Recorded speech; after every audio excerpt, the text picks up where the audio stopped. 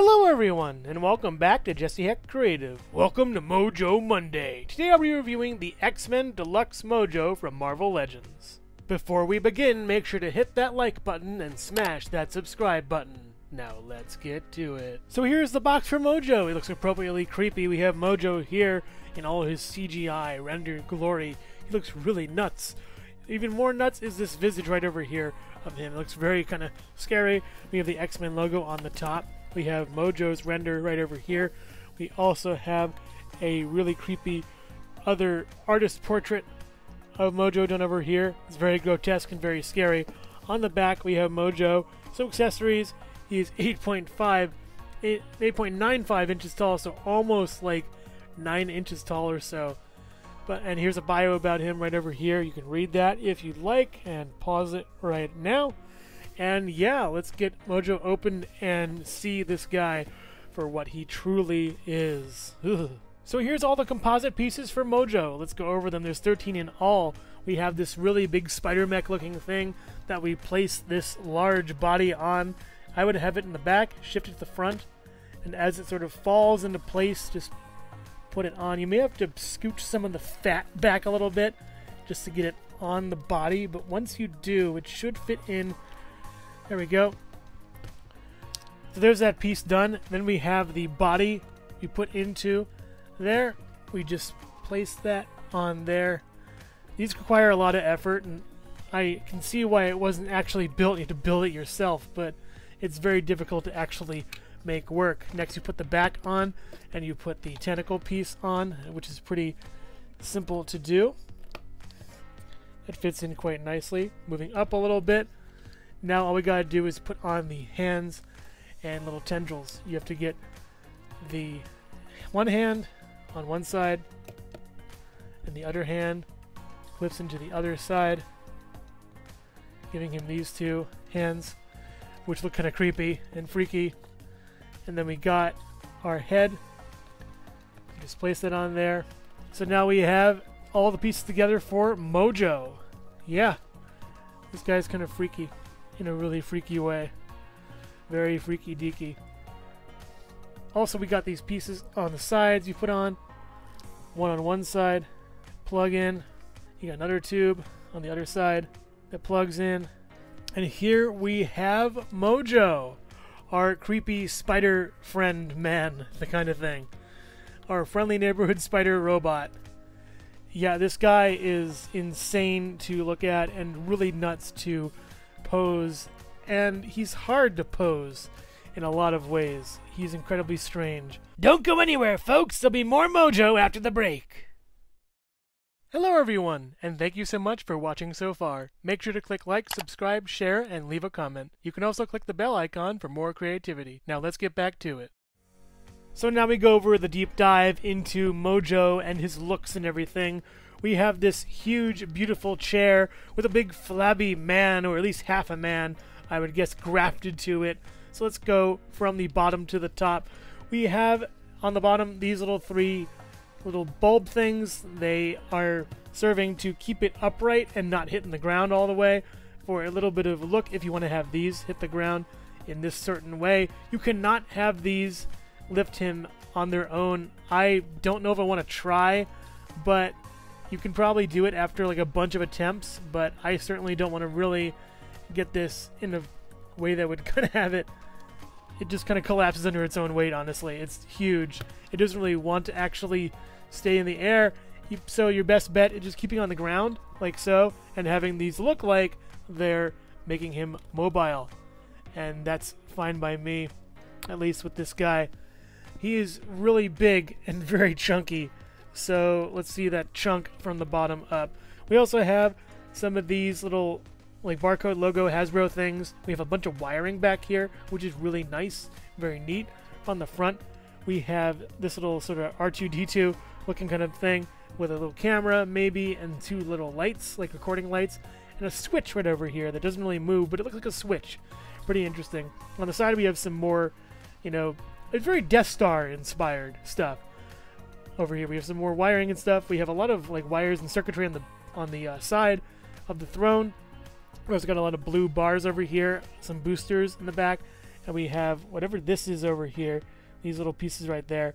We have this nice flowing hair thing that matches his hair up here, and we have this like really nice thing on the side. Again, it all matches. On the top we have this not stationary, but not totally not stationary in a way. It doesn't really move. It can rotate over here, and it can, like on a ball, rotate over here, swivel, however you want to do it. This piece is actually pretty nice. It has 2 daggers, but it can't really do anything that's scary, so it's just left on the top. Maybe it's a laser, I'm not really sure. I don't really know the source material that much. It looks pretty cool though, and very freaky and awesome. So we've gone over the chair. Now let's go over the guy. So Mojo right here, this is actually flabby. You can move it around. His arm can move up and down, and it moves all the way around. And my big issue about this is this piece keeps wanting to come out or fall out. I don't see any directions or anything for it, or any instructions on the box as to how it should really work.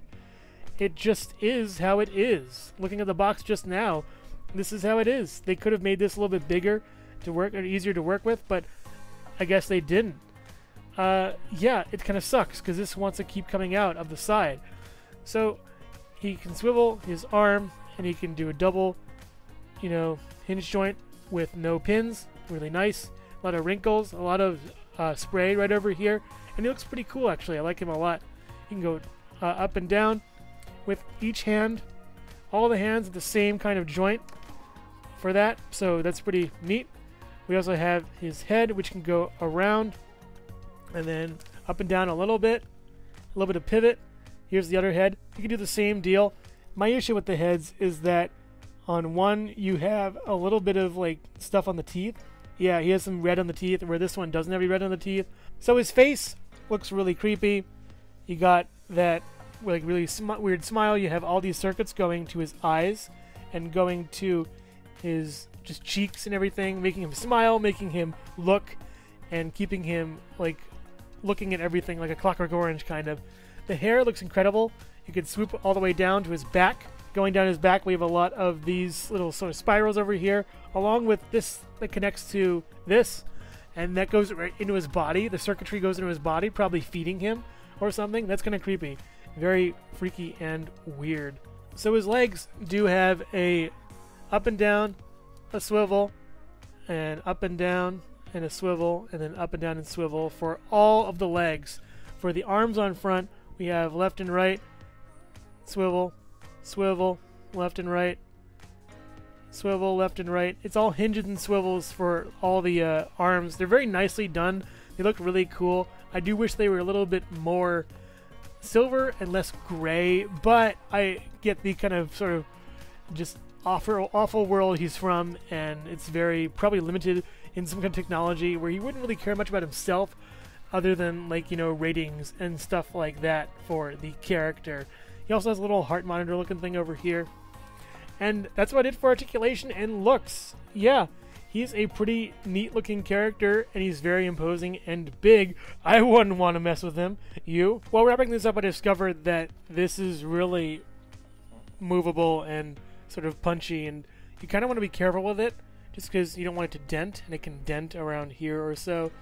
So just be, you know, wary of that. I might be able to use some heat to get that dent out and have that pop out. But also, I did this wrong. It should be the top portion sticking in like that instead of the other way around, upside down. So that fits way better here. But it still comes out of the arms a little bit, so just be wary of that. Mojo stands at about 7 inches tall to the top of his head and around 9 inches tall to the top of the scorpion thing. And also here's Jesse Heck Creative. Alright, I'll carry you, but this is only until your chair gets fixed. Overall, Mojo is a perfect translation from comic book to action figure, yet I feel like the movements of the action figure lack a lot. He has great shading on his stomach and his chest and his arms. His head is an amazing sculpt. The end of that scorpion tail is wonderful, as is the back of his chair. The sculpting for his chair itself is amazingly wonderful, and I just find him to look incredibly great. The problem is he has too many articulation points. I find that it's daunting to move him into different poses all the time, and to have all of that movement at once and all of those choices are a little bit too much for me personally. I also don't like how his scorpion tail doesn't really move, as well as he needs more movement in his chest and in his neck area. But other than that, he looks fantastic. I just wish he had a little bit less to work with so I could appreciate him more. If you're a big fan of the character, pick him up and go for it and stay tuned to this, but if not, change the channel. Thank you so much for watching Jesse Heck Creative. Feel free to click like, subscribe, share, or leave a comment. You can also visit us at jesseheckcreative.com, where you'll find more reviews like this one. Thanks again for watching and keep being creative. Stay tuned.